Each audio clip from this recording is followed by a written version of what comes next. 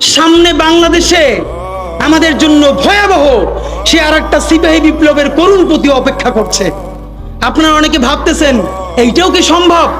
জামাতের ভাইয়েরা অনেকে বুঝে না, বলে কি করে সম্ভব? মনে করাই দেই, শহীদ নিজামী মুজাহিদ সাহেবেরা মন্ত্রী হিসেবে সর্বশেষ যখন সম্ভবত 2006 বা 2007-এও মন্ত্রী ছিলেন, বলেন তো তার কয় বছর পর তাদেরকে ফাঁসি দেওয়া হইল?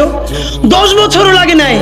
রানিং ফুল মন্ত্রী ছিল, লক্ষ লক্ষ মানুষ তাদের সাথে ছিল, তাদের মন্ত্রণালয়ে একটা পয়সার দুর্নীতি বের করতে পারে নাই।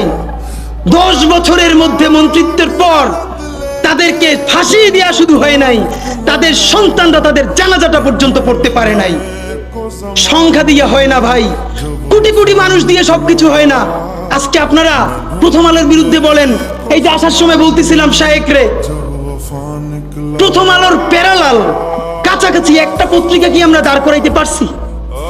অনেকে বলে আমার দেশের কথা, আজকে শুধু বলি, পরশু জানলাম প্রথম আলোর 10 ভাগের 1 ভাগ বিনিয়োগ এবং আর্থিক সংগতি আমার দেশের নাই। 5 কোটি টাকা হইলে আমার দেশে একটা নতুন প্রেস কিনতে পারে, তাইলে পত্রিকাটা ঠিক মতো ছাপাইতে পারে, ভাড়া লাগে না, সেই টাকাটাও তাদের নাই। ভাই, ভালোবাসা দিয়া পয়সার কাজ হয় না। 50,000 টাকা যে এই লোকটার স্যালারি, এই কাজ যদি 20,000 টাকা দিয়ে করাইতে চান, কোনদিন 50,000 টাকা রিপোর্ট এবং স্কিল আপনি পাবেন না। ওই 50,000 টাকাই লাগবে। মানুষ মাগনা কাটে 3 দিন, একজনকে দাওয়াত খাওয়ায় 2 দিন 3 দিন, তারপরে আর চলে না। আমাদের আর্থিক যোগ্যতা অর্জন করতে হবে। আমাদের অনেকগুলো প্রতিষ্ঠান লাগবে, একটা প্রতিষ্ঠান না। আমাদের ভাইদের সমস্যা কি জানেন? সে আজকে যদি হাটাজারি মাদ্রাসা দিয়ে কেউ একটা পত্রিকা বার করে, সেই পত্রিকাটাও সে জাতীয় মূলধারা বানাবে না, দেবে দৈনিক হাটাজারি সে বানাবে। মানে কোনো না কোনো ঘুরে ফিরা তার চিন্তায়, মননে, মগজে প্রথমে হয়তো হাটাজারি, সর্বোচ্চ বড় হইলে হেফাজত, এরপরে সর্বোচ্চ বড় হইলে বাংলাদেশের শুধু মুসলমান। ভাইরা, এই মুসলমানের বাইরের যে জনগোষ্ঠী, সেটা কি আপনার না?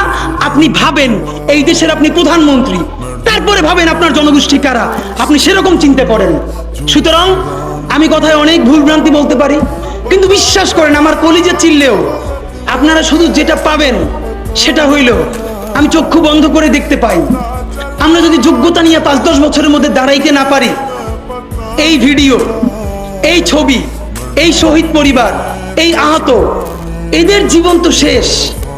এদের পরবর্তী জেনারেশনকে পর্যন্ত কি ভয়ানক গণহত্যার শিকার হইতে হবে আমরা চিন্তাও করতে পারতেছি না।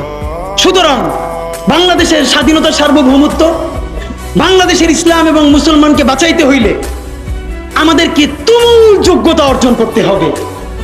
এই মাদ্রাসা শিক্ষিত জনগোষ্ঠীর মধ্যে হাজার হাজার ছেলে লাগবে যারা CNN-এ, আল জাজিরায় তুমুল ইংলিশে বলতে পারবে।